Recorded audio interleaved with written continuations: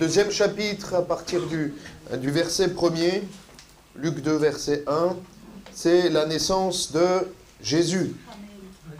Le thème de mon message ce soir, c'est l'annonce d'une bonne nouvelle. Est-ce que vous aimez les bonnes nouvelles?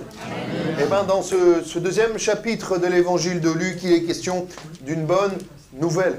Et nous aimons en ces temps de Noël, comme je le disais dimanche dernier, je m'émerveille et je m'attriste en même temps de me dire que toutes ces décorations sont pour la naissance de Jésus. Et si je suis un peu plus réaliste, je réalise que ce n'est pas forcément pour la naissance de Jésus, mais à la base, c'est quand même pour ça qu'on fête Noël. Et je vois toutes ces décorations partout et je me dis, s'ils savaient vraiment ce qu'ils fêtaient, s'ils savaient vraiment pourquoi ils mettaient des lumières partout, ils savaient vraiment que Jésus est la lumière du monde, s'ils savaient vraiment que les cadeaux que l'on se fait, eh ben, le véritable cadeau de Noël, c'est Jésus-Christ, le plus beau des cadeaux. Et c'est ce qu'on va voir pendant ce week-end particulier, ce week-end avant, bien sûr, le réveillon et ce jour de Noël. Luc 2, verset 1, on va aller jusqu'au verset 20 et on va le décortiquer. Je ne vais pas le lire d'un bloc. On va le lire verset par verset. C'est une autre manière aussi de structurer sa prédication. On va le voir ensemble. Déjà, le premier verset, il est dit « En ce temps-là, parut un édit de César Auguste ordonnant un recensement de toute la terre. » Ce premier recensement eut lieu pendant que Quirinius était gouverneur de Syrie. Tous allaient se faire inscrire, chacun dans sa ville, et on va s'arrêter là pour les 3 premiers versets. On voit déjà qu'il y a un empereur romain, on est 2000 ans en arrière, Jérusalem, cet État est sous gouverneur romain, sous le joug des Romains qui sont là et qui dirigent ces provinces et ces royaumes. Et l'empereur romain de cette époque, à savoir Auguste, voulait recenser la population, sa population, savoir combien de personnes vivaient sous sa responsabilité pour 2 raisons principales. C'était premièrement pour savoir et pour pouvoir recruter pour l'armée romaine. Donc cette première raison ne concernait pas les Juifs qui ne pouvaient pas rentrer dans l'armée romaine, mais c'est le fait de savoir combien de Romains vivaient là, à côté de Jérusalem, dans les provinces à côté, et dans ce pays qui est maintenant Israël. Il y avait une deuxième raison également, et qui concernait plus les Juifs, c'était une raison fiscale. On arrive dans cette période fiscale, cette joyeuse période fiscale où je ne sais pas si, comme vous avez des surprises là en ce moment. Je suis allé sur mon compte impôt.gouv là et j'ai une belle surprise que je n'avais pas anticipée. Ça vous arrive ça? Eh bien, l'empereur Auguste là, il va recenser, comme si je recensais, mais nous il n'y a pas un impôt, enfin un impôt libre en tout cas. Et Auguste, il veut savoir combien de personnes dans son royaume, pour savoir combien il va pouvoir prélever d'impôts. Et quand il y avait un recensement, il devait dire aussi les biens qu'ils avaient. C'est pas juste Samuel, voilà, Samuel vit dans un appartement. Il faut savoir combien il a d'appartements, combien il a de bétail, combien il a de mètres carrés dans sa maison, pour savoir la richesse de la personne, pour pouvoir l'imposer également. Et donc César Auguste fait cela, et c'est aussi une manière de montrer la puissance d'un royaume, le nombre d'habitants qu'il y a. Verset 4, on avance dans le texte, ça c'était juste pour remettre le contexte et pour expliquer ce qu'il va suivre au verset 4. Joseph aussi monta de la Galilée, de la ville de Nazareth, pour se rendre en Judée, dans la ville de David appelée Bethléem, parce qu'il était là, de la maison de la famille de David, afin de se faire inscrire avec Marie, sa fiancée, qui était enceinte. Dans ces 2 versets, il y a déjà tellement de choses. Joseph aussi montait de la Galilée, de la ville de Nazareth.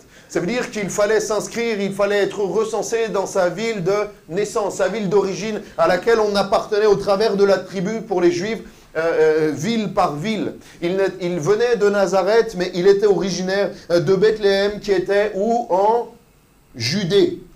En Judée, parce qu'il était de la tribu de Juda. Et là, il y a 2 infos sur lesquelles on ne va pas s'attarder ce soir, mais plus dimanche matin. 2 informations sur le Noël prophétique.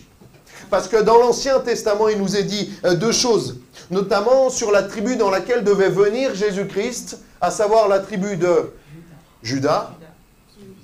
Et une deuxième chose, il est même question de la ville dans laquelle il devait naître, c'est-à-dire Bethléem. Amen.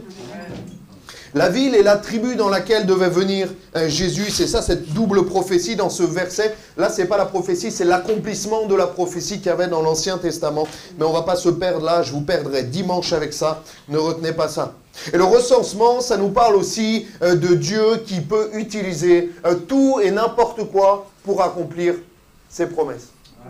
Si Dieu t'a fait une promesse, ou si tu as lu une promesse dans la parole de Dieu, Dieu a les circonstances entre ses mains de ta vie, des éléments, et même de la vie de ceux qui ne lui appartiennent pas.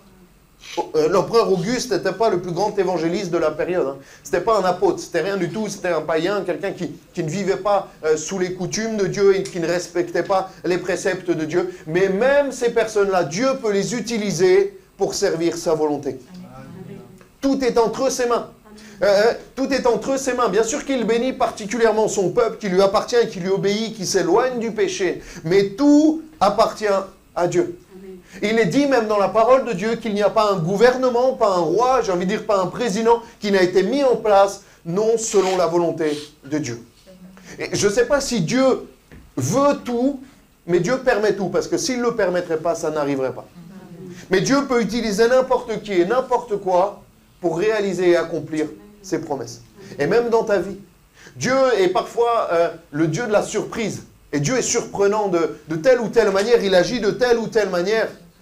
Et des fois de manière surprenante. Et des fois, il utilise des inconvertis pour nous parler et pour agir d'une manière particulière. Et là, on va voir que ce qui avait été annoncé à Marie est en train de se mettre en place. Et ça, c'est merveilleux. On lit ensemble, on continue, verset 6.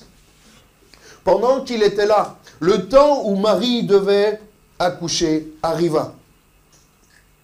Et il nous est dit, verset 7, et elle enfanta son premier-né, elle l'emmaillota et elle le coucha dans une crèche parce qu'il n'y avait pas de place pour eux dans l'hôtellerie. Je me suis dit, les garçons, les hommes, vous allez plus me comprendre, les femmes peut-être moins.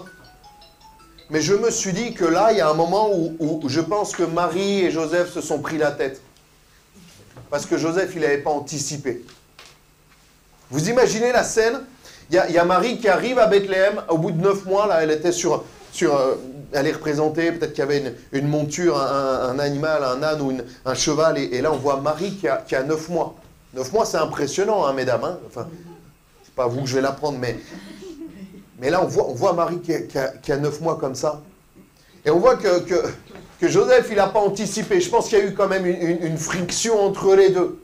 On avait ce recensement et tu ne l'as pas anticipé. Et là, on va voir qu'il va aller dans une crèche, dans une ferme, dans une étable, parce qu'il n'y a plus de place dans l'hôtel. Et ces versets également nous parlent de tellement de choses. Il n'y avait plus de place pour Marie. Il n'y avait plus de place pour Marie. Pendant que ce temps-là arrivait, c'est-à-dire quoi? Marie devait accoucher à son 9e mois. Et au même moment, au verset 8, on continue la lecture. Vous êtes toujours avec moi pour la lecture? Oui. Il y avait dans cette même contrée des bergers. Au même moment où Marie arrive à Bethléem pour accoucher, Dieu va avertir des bergers qui sont au loin. Des bergers qui passaient dans les champs les veilles de la nuit pour garder leurs troupeaux. Et voici un ange du Seigneur leur apparut. Et la gloire du Seigneur resplendit autour d'eux. Ils furent saisis d'une grande frayeur. Mais l'ange leur dit, ne craignez point, car je vous annonce une bonne nouvelle qui sera pour tout le peuple le sujet d'une grande joie. Je le redis, verset 10. Mais l'ange leur dit, ne craignez point, car je vous annonce une bonne nouvelle qui sera pour tout le peuple le sujet d'une grande joie. Amen. Alléluia. Est-ce qu'on peut remettre l'affiche principale de la prédication? La naissance de Jésus, ce n'est pas juste une histoire pour les enfants. Ce n'est pas juste une histoire où il y a une crèche, où il y a la lumière, où il y a un spot miraculeux dans la crèche là à Bethléem. Ils avaient tiré une rallonge là, je pense, parce que la lumière, elle vient du toit. C'est bien plus que ça. Ce n'est pas juste un conte pour enfants, une belle histoire, comme un film de Noël. Je suis à fond avec les films de Noël, j'en ai pas vu un seul pour l'instant, mais j'en parle à chaque fois. C'est beaucoup plus que ça. C'est beaucoup plus qu'un âne et un bœuf autour. Beaucoup plus qu'un agneau. C'est l'enfant Jésus qui est venu sur terre. C'est Dieu qui s'est fait chair en venant pour chacun d'entre nous. Est-ce que vous imaginez cela? C'est comme dans la famille. À ce moment-là, je me disais, en préparant ce message, comme dans une famille royale, à un moment, quand il y a le futur roi qui naît, là, comme ça, le prince, le fils du roi qui naît, et ben dans les films, et je pense que ça se passait comme ça, il sortait par le balcon et il le montrait au peuple. Et tout le peuple était dans une joie de savoir qu'il y allait avoir un roi. Et là, on voit mais toute une autre scène. Mais le roi, il est là, il est venu sur terre. Il est venu, il est né dans une mangeoire. Et là, je me suis dit, mais Dieu, il a dû dire, mais il peut pas naître comme ça dans l'anonymat, dans une crèche. Il faut que je prévienne des bergers. Il faut que je prévienne des gens pour venir le voir. Parce que c'est quand même le Fils de Dieu qui vient de naître, même s'il est né dans une crèche. Il faut qu'il y ait des gens pour venir célébrer et reconnaître que Jésus, le Fils de Dieu, est arrivé sur terre. Et là, à ce moment-là, Dieu va prendre la peine. Alors que son Fils est en train de naître de manière physique, parce qu'il est de toute éternité. Il va avertir des bergers qui sont au loin dans les champs, et il va leur dire, mais je veux vous annoncer une bonne nouvelle au travers d'un ange, qui sera pour tout le peuple le sujet d'une grande joie. Et Dieu voulait que des gens voient ça. Que Dieu voulait que des gens soient les témoins de cette scène incroyable qui va changer le cours de l'humanité. Là, dans cette pauvre crèche, cette pauvre étable de Bethléem, il y a 2000 ans, s'est passé le plus grand événement de l'humanité. Ça a commencé, ça a lancé un processus divin qui va durer pendant 33 années terrestres, nos 33 années, pour s'achever à la croix. Alléluia. Un ange va apparaître aux bergers et les effrayer premièrement. Je ne sais pas si vous avez déjà vu un ange, mais ça peut être surprenant quand il y a quelque chose qui vient du ciel, comme ça, qui est comme une lumière, comme une apparition divine. Quand on rencontre Jésus, ça peut aussi être impressionnant. Peut-être même déstabilisant pour les premières fois où on vient à l'église. Quand on vient à l'église, quand on voit de nouvelles choses, quand on découvre une nouvelle manière de chanter, de louer, d'adorer, quand on entend des gens élever leur voix et dire « Merci Seigneur pour ce que tu as fait pour moi, tu as changé ma vie », alors que jusqu'à maintenant on récitait des prières, ça peut nous surprendre, ça peut nous impressionner. Quand on voit et quand on entend même des parler en langue, des dons spirituels, qui nous parlent des merveilles de Dieu, mais les premières fois, ça peut être impressionnant. Les premières fois, ça peut être troublant. Mais le fond du message est toujours un message de bonne nouvelle. Alléluia. Un message de bonne nouvelle. Et ensuite, le Seigneur nous dit, n'aie pas peur. Et ce que veut faire le Seigneur avec toi, c'est important d'écouter cela. Avec toi ce soir, ce qu'il veut le faire, c'est comme il a fait avec les bergers. Les faire passer d'une grande frayeur à une grande joie dans leur vie. C'est ce que veut faire le Seigneur dans ta vie. Moi, il a fait ça dans ma vie. Il m'a fait passer d'une grande frayeur, d'une grande angoisse, d'une grande peur, d'une grande inquiétude, à une grande joie, à une grande paix, à un grand bonheur. Alléluia. C'est ce qu'il a fait dans ma vie et c'est ce qu'il veut faire dans la tienne. Comme ces bergers là, un peu impressionnés, un peu complètement même apeurés. En pleine nuit, ils devaient être tranquilles avec les collègues, peut-être qu'ils jouaient aux cartes, je ne sais pas ce qu'ils faisaient. Ils se racontaient des histoires de bergers, ils parlaient brebis, laine, épaisseur de laine, gilet, j'en sais rien ce qu'ils disaient. Et là, une lumière vient. Et il leur dit, je vous annonce une bonne nouvelle. Et ce soir, cette réunion est pour toi comme une bonne nouvelle. Pas parce que je suis là, je suis loin d'être un ange. Mais l'Esprit de Dieu est là et te dit, il y a une bonne nouvelle pour toi. Ta peur peut s'arrêter ce soir. Tes angoisses peuvent s'arrêter. Ta vie peut changer. Tes péchés peuvent s'arrêter ce soir. Parce que je suis là. Et moi, au travers de Dieu, bien humblement, parce que je suis qu'un instrument qui sonne faux. Mais je veux te dire de la part de Dieu que tes peurs peuvent se changer en grande joie. Alléluia. Le terme bonne nouvelle veut dire être le messager de quelque chose de bon. Être le messager de quelque chose de bon. Et c'est ce qu'a dit l'ange.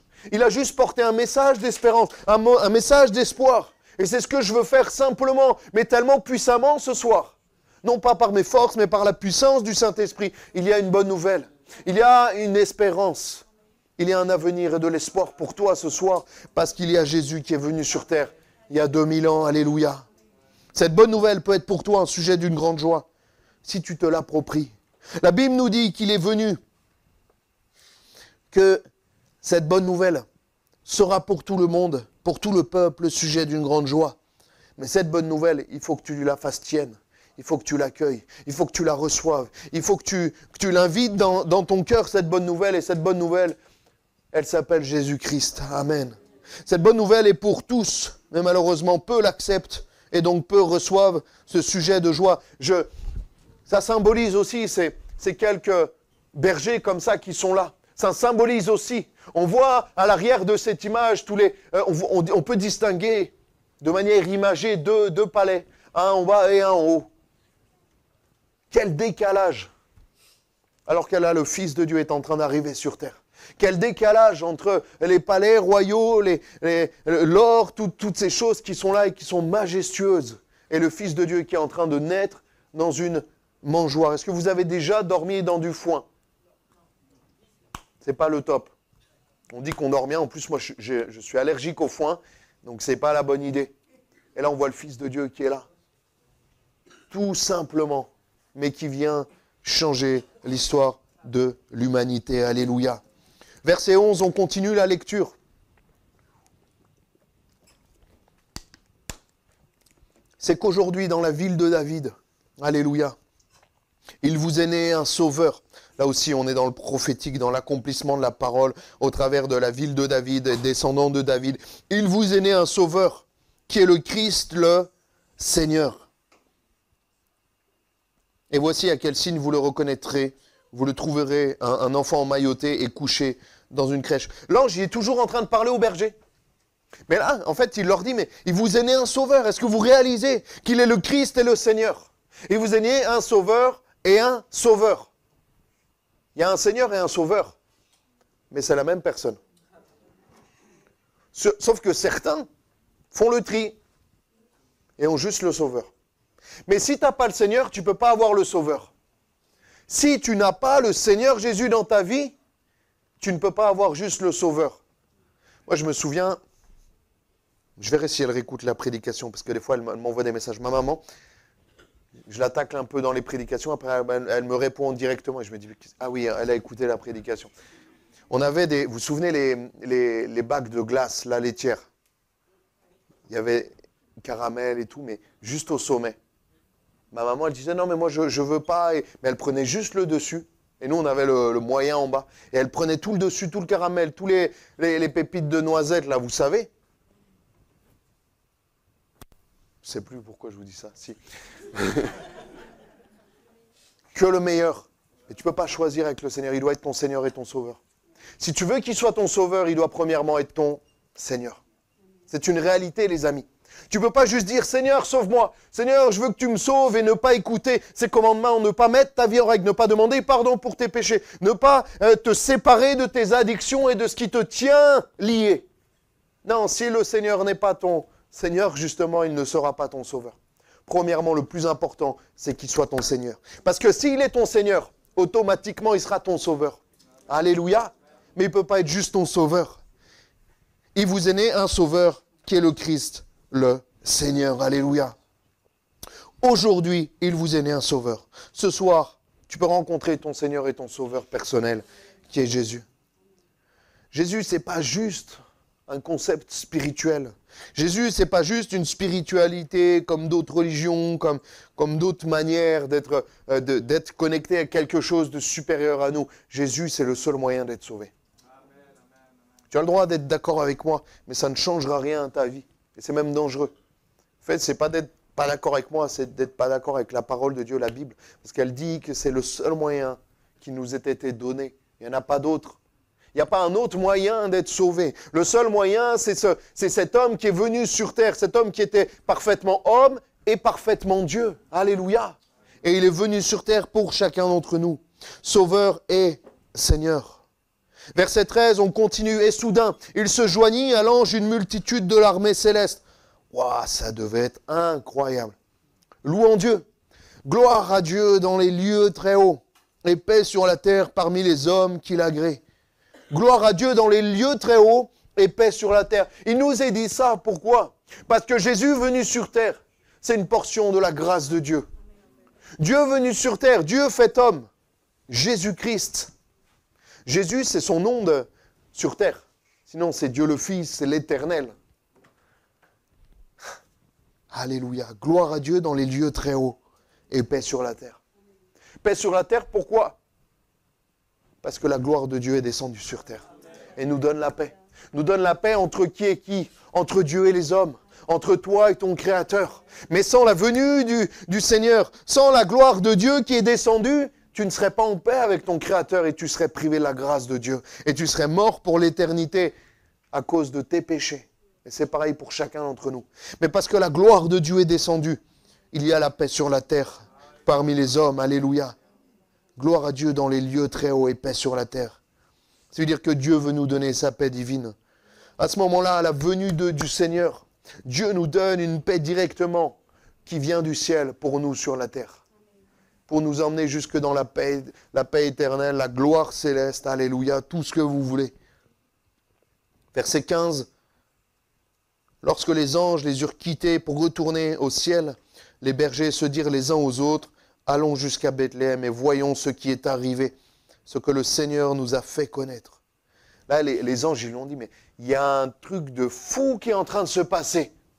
Et là, les bergers, après, les anges sont partis, la chorale est partie, les instruments ont été rangés, ils se sont retrouvés avec leurs brebis en pleine nuit, comme ça, avec son collègue berger.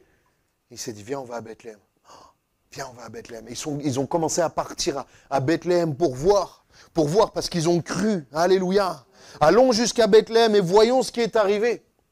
Jésus a fait le chemin. Jésus a fait 95% du chemin. Jésus a quitté son ciel de gloire pour venir sur la terre. Il a fait 95, 99 même % du chemin. Des fois, ils calculent en années-lumière. Vous savez, pour les planètes, je ne sais pas combien d'années-lumière est le ciel. Il est tellement loin et tellement près en même temps. Mais Dieu a fait ce chemin pour nous. Et il y a juste un pas à faire. Il y a juste un pas à faire pour aller à lui. Et c'est ce qu'ont fait les bergers. Ils sont allés jusqu'à Bethléem pour voir ce qui était arrivé. Allons jusqu'à Bethléem. Nous aussi allons rencontrer Jésus. Allons le voir. Alléluia. Si vous êtes là ce soir, c'est que vous voulez rencontrer le Seigneur. Ou en tout cas en savoir plus, peut-être par curiosité, peut-être par désespoir, peut-être par foi. Peut-être que vous avez vécu quand même quelque chose de particulier comme ces bergers. Il y a des gens qui sont venus à l'église, ils m'ont dit, pasteur, j'étais musulman, j'ai fait un rêve où j'ai vu Jésus. Il m'a dit, je suis le Fils de Dieu. Pasteur, j'ai eu une vision, j'ai eu un avant-goût de l'enfer. Et je me suis rendu compte que j'étais perdu. Pasteur, viens Jésus, viens Jésus. Verset 16, ils allèrent en hâte, ils sont dépêchés. Et ils trouvèrent Marie et Joseph et le petit enfant couché dans la crèche. Après l'avoir vu, ils racontèrent ce qu'il leur avait été dit au sujet de ce petit enfant. Tous ceux qui les entendirent furent dans l'étonnement de ce que leur disaient les bergers. Marie gardait toutes ces choses et les repassait dans son cœur. C'est tellement beau. Les bergers sont les premiers, à ce moment-là, à évangéliser. C'est les premiers évangélistes de l'histoire de la parole de Dieu. C'est les bergers. Ils sont allés dire, mais celui-là, en fait, cet enfant, c'est pas un enfant comme les autres. Jésus, c'était pas un homme comme les autres. C'est le Fils de Dieu. C'est notre Seigneur et notre Sauveur. Et il est allé même évangéliser les parents de Jésus. Non, mais là, votre enfant, là, dans une crèche, c'est pas un enfant comme les autres.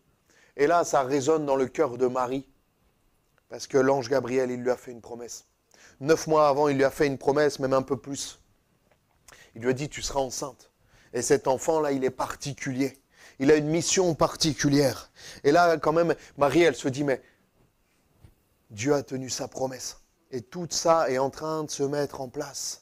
Peut-être que pendant ces 9 mois de grossesse, elle se dit, oh, c'est un enfant comme les autres, je me suis peut-être un peu emballé. Est-ce qu'il m'a vraiment dit ça, l'ange? Est-ce que j'ai pas eu une hallucination? Et là, elle réalise que Dieu a tenu sa promesse, parce que Dieu tient toujours ses promesses.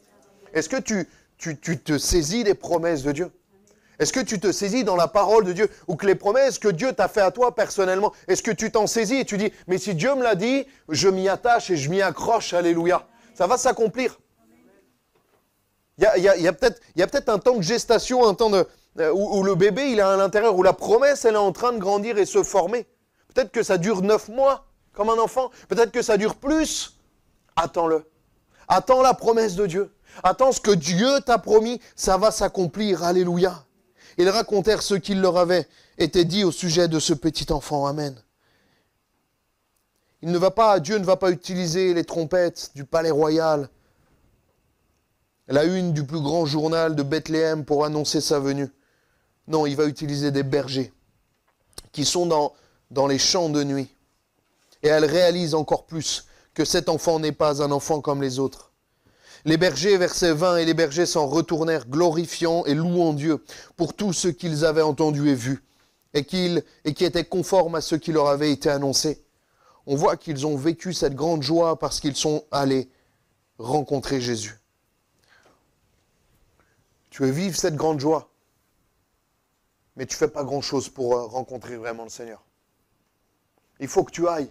Il faut que tu ailles chercher cette promesse de Dieu. Les promesses de Dieu, elles se saisissent. Les promesses de Dieu, elles vont se chercher. La bonne nouvelle de l'Évangile, il faut aller la chercher. Il faut la vouloir, il faut la demander. Il faut donner son accord. Jésus, moi, je veux vivre cette bonne nouvelle. Il y en a qui attendent tout cuit comme ça. Il y en a qui ne veulent pas se séparer du péché, qui ne veulent pas changer de vie et qui se disent, oui, Seigneur, moi aussi, je veux que tu me bénisses. Et qui prient et qui ne comprennent pas que Dieu n'agit pas dans leur vie. Mets ta vie en règle. Viens à Bethléem, viens au pied de Jésus, viens rencontrer Jésus. Viens changer de manière de vie.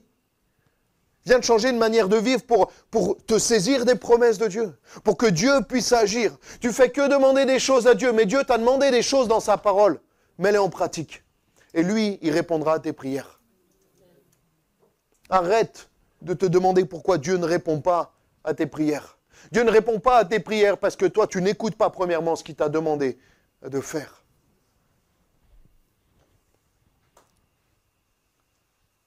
Laisse-moi te dire que si tu viens vraiment à Jésus, tu trouveras une grande joie.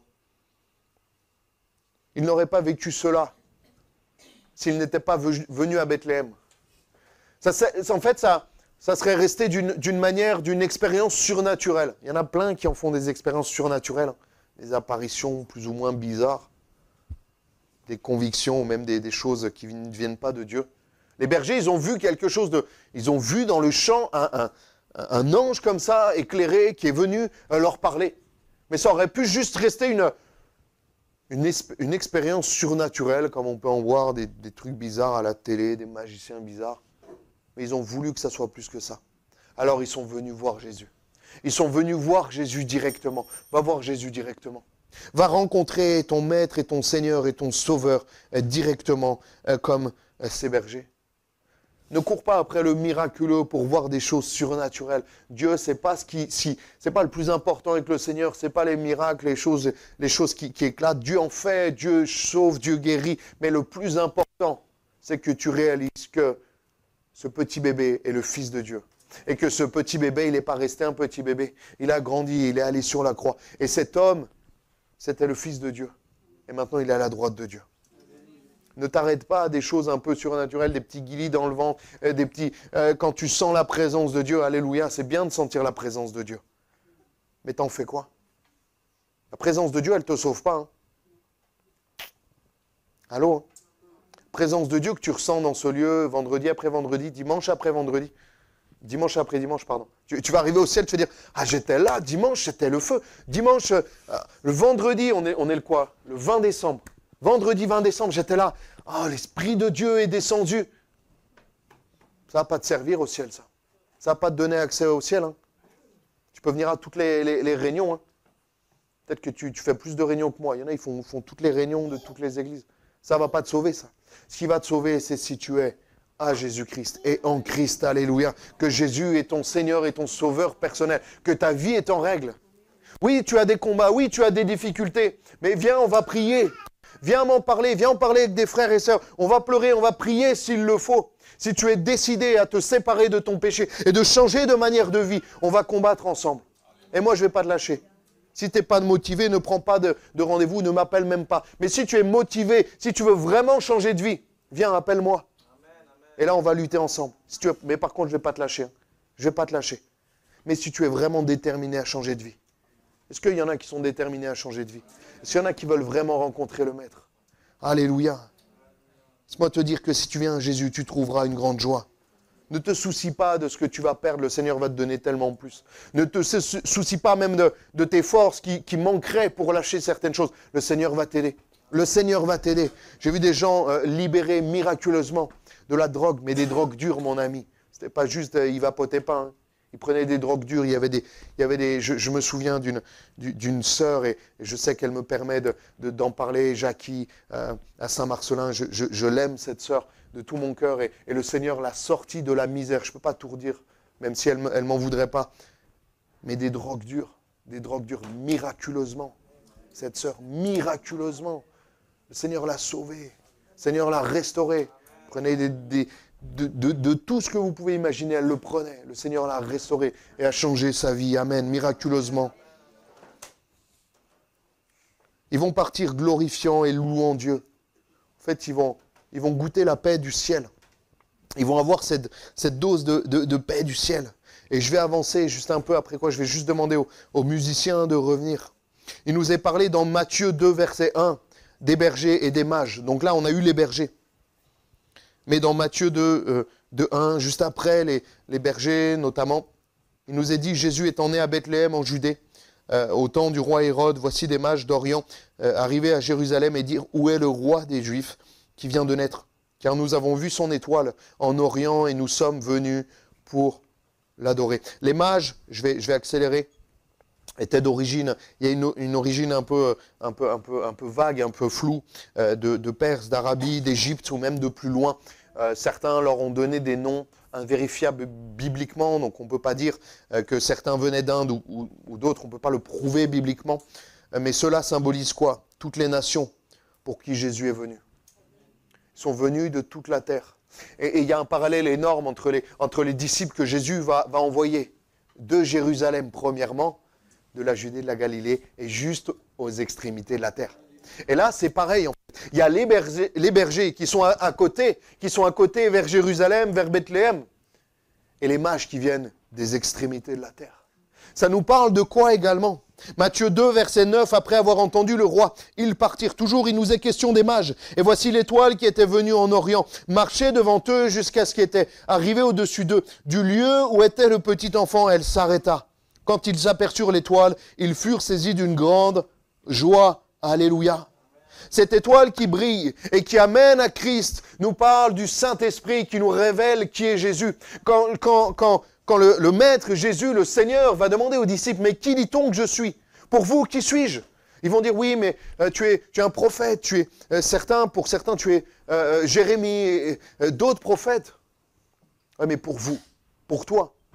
Ce qui importe, c'est pas ce que les autres pensent de Jésus.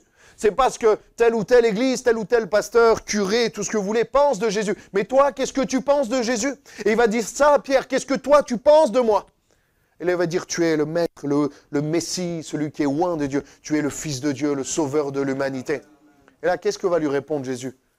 Tout ça, tu ne l'as pas appris à l'école. Tout ça, ça ne coule pas dans tes veines. Ça a été révélé par le Saint-Esprit. Te révèle la puissance et la révélation de Jésus, c'est le Saint-Esprit. Alléluia. Ils entrèrent dans la maison, virent le petit enfant avec Marie, sa mère, se prosternèrent et l'adorèrent. Ils ouvrirent ensuite leur trésor et lui offrirent en présent de l'or, de l'encens et de la myrrhe. C'est tellement beau parce que là, il nous est parlé, c'est aussi, je crois, ça c'est mon interprétation, une manière prophétique de nous dire qu'un jour, tous les puissants de ce monde vont se mettre à genoux devant le Maître. Alléluia. Mais ils vont se mettre de force à genoux devant le Maître. Moi, je me mets à genoux de ma propre volonté, maintenant ici-bas, devant le Maître. Et ça, c'est tellement beau de réaliser qu'il est venu pour les Juifs, premièrement, pour les bergers autour, là, pour ceux qui sont déjà du peuple de Dieu. Et ensuite, il est venu pour tous les autres, juste aux extrémités de la terre. Il est venu pour nous, jusque dans le quartier de l'Ariane, alléluia, à Nice, dans le sud de la France. C'est tellement beau de réaliser qu'il est venu pour les pauvres, comme pour les riches. Si je me suis dit, mais c'est tellement beau, parce que là, on est un des plus grands écarts des classes sociales entre les bergers. Vous savez que les bergers, j'ai appris un truc aujourd'hui, il est dit dans un commentaire biblique que les bergers, leur témoignage n'était même pas reçu dans un procès. C'est-à-dire s'il y a un berger à cette époque-là qui était témoin d'une scène, d'un meurtre ou d'un crime, il ne pouvait pas témoigner parce que son rang social était tellement bas qu'il ne prenait pas en compte sa parole. Il y a d'un côté, Dieu va prendre en compte même ceux que les hommes et les femmes ne prennent pas en compte. Ceux qui n'existent pas aux yeux de la loi, ceux que la société rejette. Et tu peux peut-être te sentir comme ça et te mettre dedans, comme un berger inutile. Mais Dieu est allé premièrement vers eux. C'est magnifique quand même. Il s'est dit premièrement, je vais aller vers eux. Je vais aller vers ceux que la société ne veut pas. Et je vais leur dire, hey, il y a un sauveur et un Seigneur qui vous est né. Spécialement pour vous les bergers là.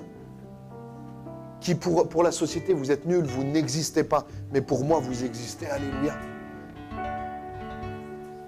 Et les riches qui pensaient tout avoir en possédant. Et là, qui vont réaliser que Jésus est au-dessus de tout. Ils vont donner des cadeaux, de l'or, de l'encens, de la myrrhe. Je n'ai pas le temps de m'attarder sur ces 3 éléments, les symboles qui sont magnifiques également. Je me dis, mais il y a des cadeaux merveilleux et il y a des cadeaux plus simples. Moi, je pense que les bergers, ils sont venus peut-être avec des peaux de mouton, peut-être avec des fromages, peut-être avec du lait. Ils ont voulu honorer Dieu, honorer le Seigneur et le Sauveur. Et c'est tellement beau de réaliser du plus riche au moins riche, du plus considéré au moins considéré. On va fermer nos yeux, on va demander au Seigneur sa grâce. Alléluia. Il est né dans une crèche et il est mort sur la croix. Lui, le Fils de Dieu, né de la manière la plus simple avec les animaux, pour les plus pauvres. Lui, le Fils de Dieu. Il est venu à nous dans la crèche. Tout le monde pouvait venir le voir, riche et pauvre. Je me suis dit, mais en fait, s'il était né dans le palais du roi, les bergers, ils n'auraient pas eu le droit de rentrer. S'il était né dans les palais du roi, les bergers ne se seraient pas sentis assez bien pour aller là-bas. Peut-être qu'on les aurait même pas laissés rentrer. Mais il est né là où tout le monde pouvait le voir. Ça nous parle de quoi? Ça nous parle que Jésus est accessible pour chacun d'entre nous. La personne la plus pauvre de l'Ariane, même le SDF de l'Ariane de Nice, celui qui n'a rien, celui qu'on ne laisse même pas rentrer peut-être dans les magasins. Et il est venu pour le plus riche. Il est venu pour tous, pour chacun et pour toi en particulier. Il est venu de la manière la plus simple, dans une mangeoire d'animaux. Et il est mort de la pire des manières. Il est mort de la manière pour les Romains qui méritaient la pire des morts, c'est-à-dire la crucifixion. Lui, le seul qui est juste. C'est tellement beau, tellement magnifique de réaliser.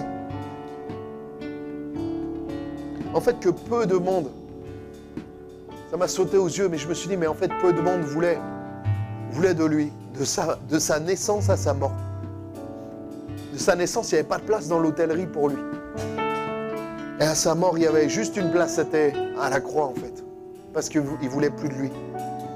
Et ma question, c'est, est-ce que toi, tu veux de lui? Le terme Bethléem, le mot Bethléem veut dire maison du pain. Et il était question dans une prière également que le Seigneur est dans Jean 6,35 qui nous est dit « Je suis le pain de vie. Celui qui vient à moi n'aura jamais faim et celui qui croit en moi n'aura jamais soif. » Et il y a des personnes ce soir qui ont faim et qui ont soif. Et pas d'une nourriture physique, mais d'une nourriture spirituelle. Et j'aimerais te dire, au-delà même de l'émotion, au-delà même des chants, de la musique, de l'atmosphère, est-ce que tu es prêt à prendre une décision avec le Maître? Est-ce que tu es prêt à suivre Jésus? Est-ce que tu es prêt à le suivre et à aller jusqu'à Bethléem pour le voir et le rencontrer? Est-ce que tu es prêt à changer de manière de vie? Est-ce que tu es prêt à... Sing his praise aloud, sing his praise aloud.